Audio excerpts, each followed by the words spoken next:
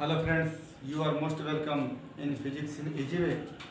मित्रों, physics in easy वे में आपका बहुत बहुत स्वागत है। यदि आप हमारे पिछले वीडियो क्लिप को देख रहे होंगे तो इस समय एग्रीकल्चर फिजिक्स में हम मापक यंत्र एवं अल्पतमांक को देख रहे हैं। तो इसमें हमने साधारण कैलिपर्स, वर्नियर कैलिपर्स को देख लिया। आज हम स्क्रू गेज को लेकर के आए हैं।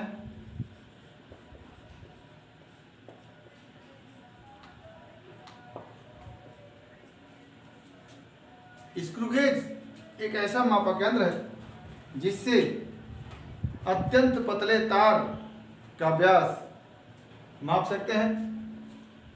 और इस स्क्रू गेज में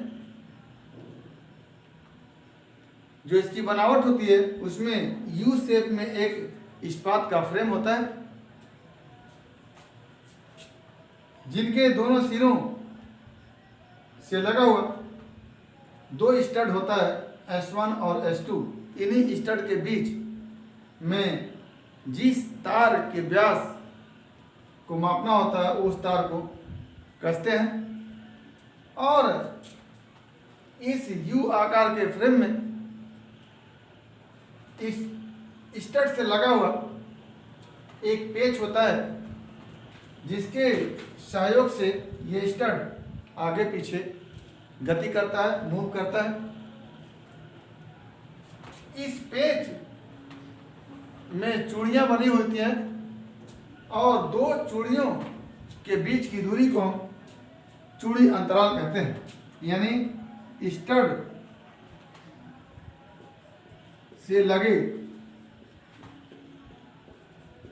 पेच के दो क्रमागत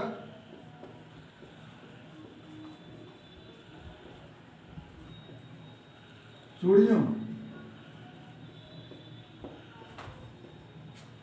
के बीच की रैखिक दूरी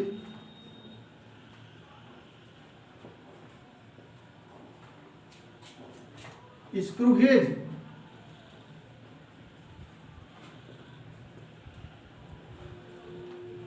का पिच कहलाती है, पिच कहलाता है। ये हमारा स्क्रू गेज का पिच है और दो चूड़ियों के बीच की जो दूरी होती है उस दूरी के बराबर इस स्टड में विस्थापन पूरे पेज को एक चक्कर घुमाने में होता है। तो इस स्टड से लगे हुए पेज के दो क्रमागत चूड़ियों के बीच की दूरी को चूड़ी अंतराल अथवा पिच कहते हैं। पिच को चूड़ी अंतराल भी कहते हैं।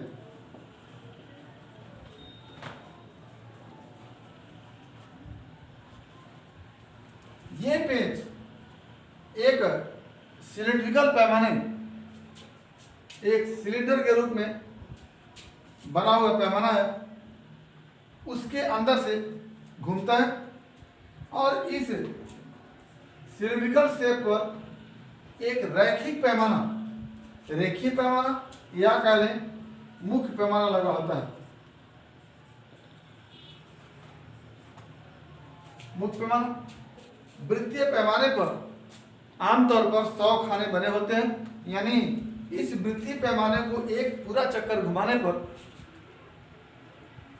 ये वृत्तीय पैमाना रेखीय पैमाने पर चूड़ी अंतराल के बराबर विस्थापित होता है। तो यहां से हमारे स्क्रू गेज का जो अल्पतमांक बन के आता है, रैखिक पैमाने पर दो क्रमागत चिन्हों के बीच की दूरी जो चूड़ी अंतराल के बराबर होती है। यानी हम कह दें कि इस पेज का जो चूड़ी अंतराल होता है वो रेखीय पैमाने पर बने हुए दो खानों के बीच की दूरी के बराबर होता है। तो हम इस स्क्रू गेज का जो अल्पतमांक निकालेंगे वो अल्पतमांक होता है, या तो हम कह लें कि स्क्रू गेज के चूड़ी अंतराल बटे वृत्तीय पैमाने पर बने खानों की संख्या, या इसको इस तरह से भी कह सकते हैं कि रैखिक पैमाने के किसी एक खाने का मान बटे वृत्तीय पैमाने पर बने खानों की संख्या। तो हमारा स्क्रू गेज का अल्पतमांक जो बन के आता है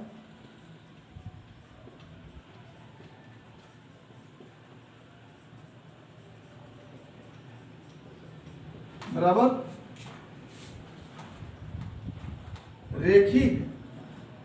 रेखीय या इसको मुख्य भी कहते हैं, रेखीय या मुख्य पैमाने के एक खाने का मान बटे वृत्तीय पैमाने पर बने खानों की संख्या। एक तो ये लिख सकते हैं, या इसी को अल्पतमांक बराबर लिखते हैं चूड़ी अंतराल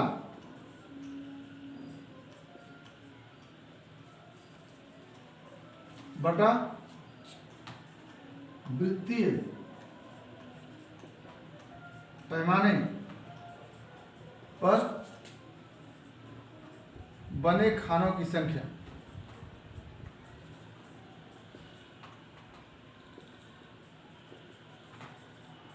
बने खानों की संख्या।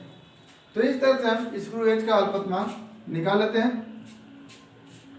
तो हम स्क्रू गेज की संरचना में लिखेंगे कि इसमें यू आकार का एक इस्पात का ढांचा होता है, जिनके दोनों सिरों के बीच एक स्टड लगा हो, दोनों सिरों के बीच एक एक स्टड लगा होता है। स्टड S1 के साथ एक पेच लगा हुआ होता है, जिसके सहारे स्टड आगे पीछे गतिशील होता है।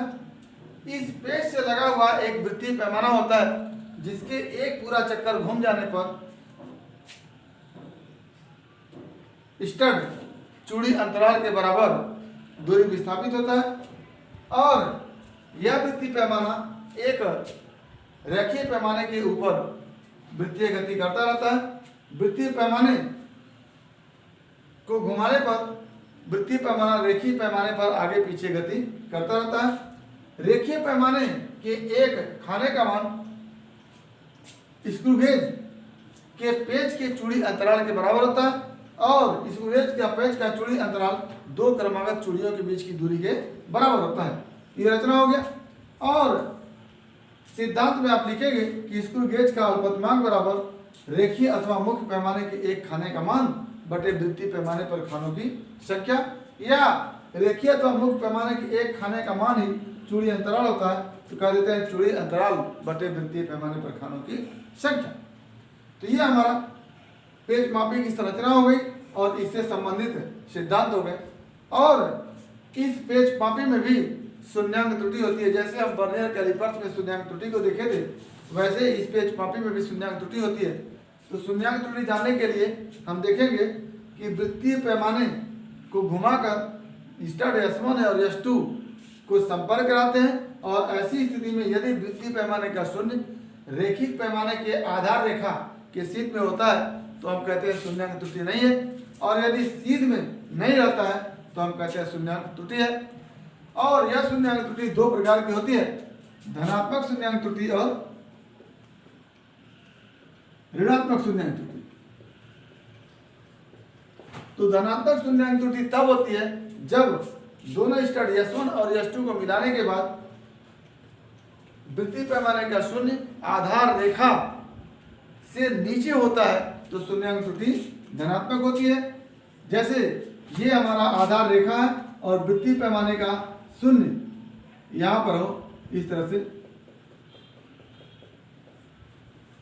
ये वृत्तीय पैमाने का शून्य है, कहाँ है? आधार रेखा से नीचे है, तो आप कहते हैं शून्यांक त्रुटि क्या है?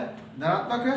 और यदि वृत्तीय पैमाने का शून्य आधार रेखा के ऊपर होता है तो शून्यांक त्रुटि क्या हो जाती है? ऋणात्मक हो जाती है। तो इस तरह से दोनों शून्यांक त्रुटि हम देख लेते हैं कि शून्यांक त्रुटि स्क्रू गेज में धनात्मक है अथवा ऋणात्मक है। शून्यांक त्रुटि के मान को निकालने के लिए हम देखते हैं कि वृत्तीय पैमाने का कौन सा खाना मुख्य पैमाने के आधार रेखा के सामने है। जैसे अगर 0 यहाँ पर है तो मान लेते हैं यहाँ पर 5वां खाना, वृत्तीय पैमाने का 5वां खाना मुख्य पैमाने के सीध में है, तो ऐसी स्थिति में शून्यांक त्रुटि धनात्मक होगी और धनात्मक शून्यांक त्रुटि निकालने के लिए इस रीडिंग खाना संख्या 5 में अल्पतमांक से क्या करते हैं, गुणा कर देते हैं, तो ये हमारा धनात्मक शून्यांक त्रुटि निकल के आ जाती है। इसी प्रकार यदि वृत्तीय पैमाने का शून्य मुख्य पैमाने के आधार रेखा से ऊपर होता है तो शून्यांक त्रुटि क्या होती है, शून्यांक त्रुटि ऋणात्मक होती है। और उसको निकालने के लिए हम देखते हैं कि पुनः कौन सा खाना मुख्य पैमाने के आधार रेखा के सीध में होता है। ऐसी स्थिति मान लेते हैं कि 95वां खाना, जैसे 0 अगर ऊपर चला गया तो 0 के नीचे जो होता है वो 99, 98, 97, 96 इस तरह से होता है। तो यदि 95वां खाना मुख्य पैमाने के आधार रेखा के सामने है तो जितना वृत्तीय पैमाने पर खाना बना होता है, जैसे 100 खाना बना हो तो 100 में से 95 को माइनस कर देते हैं, जितना आता है उसमें अल्पतमांक से क्या करते हैं, गुणा कर देते हैं, और वही गुणनफल जो होता है वो स्क्रू गेज का ऋणात्मक शून्यांक त्रुटि होता है। इस ऋणात्मक शून्यांक त्रुटि अथवा धनात्मक शून्यांक त्रुटि को जब किसी पतले तार का व्यास निकाल लेते हैं तो उसमें से इस ऋणात्मक अथवा धनात्मक शून्यांक त्रुटि को चिन्ह सहित घटा देते हैं। धनात्मक शून्यांक त्रुटि को पॉजिटिव लिखते हैं और ऋणात्मक शून्यांक त्रुटि को निगेटिव लिखते हैं। और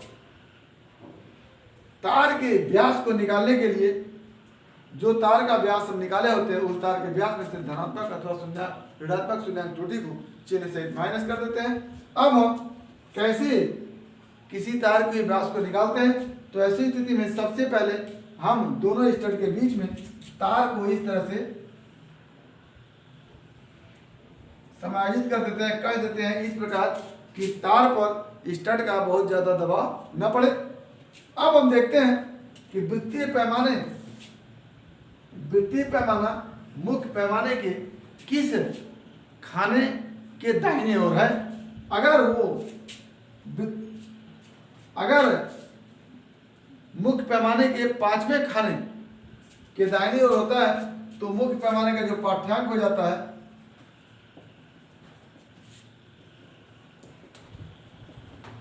का पाठ्यांक 5 मिमी हो जाता है, क्योंकि सामान्यतः मुख्य पैमाने पर मिमी के निशान बने होते हैं। अब उसके बाद हम देखते हैं कि वृत्तीय पैमाने का कौन सा खाना मुख्य पैमाने के किसी खाने के सीध में है। उस खाने की संख्या को नोट कर लेते हैं। मान लेते हैं वो 35वां खाना है, उसमें 35 में अल्पतमांक से मल्टीप्लाई कर देते हैं। ये जो गुणनफल आता है यह गुणनफल वृत्तीय पैमाने का पाठ्यांक होता है।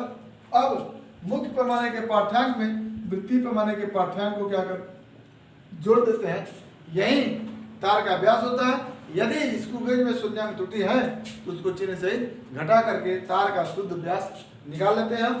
तो इस तरह से हम स्क्रू गेज की सहायता से किसी तार के व्यास को निकाल सकते हैं। फिर से एक बार देख लीजिए कि किसी तार के व्यास को निकालने के लिए तार को दोनों स्टडों के बीच में इस प्रकार से कसते हैं कि तार पर अधिक बल न पड़े, अधिक दाब न पड़े। और इस स्थिति में देखते हैं कि वृत्तीय पैमाना मुख्य पैमाने के किस खाने के दाहिने ओर है। उस खाने की संख्या को नोट कर लेते हैं और वही खाने की संख्या जो है मिमी में क्या हो जाती है, मुख्य पैमाने का पाठ्यांक हो जाती है। अब देखते हैं कि वृत्तीय पैमाने का कौन सा खाना मुख्य पैमाने के आधार रेखा के सीध में आता है। आधार रेखा के सीध में उस खाने की संख्या को हम मान लेते हैं वो 40वां खाना है, तो उस खाने की संख्या में अल्पतमांक से क्या करते हैं, गुणा कर देते हैं, और जो गुणनफल आता है वो वृत्तीय पैमाने का पाठ्यांक आता है।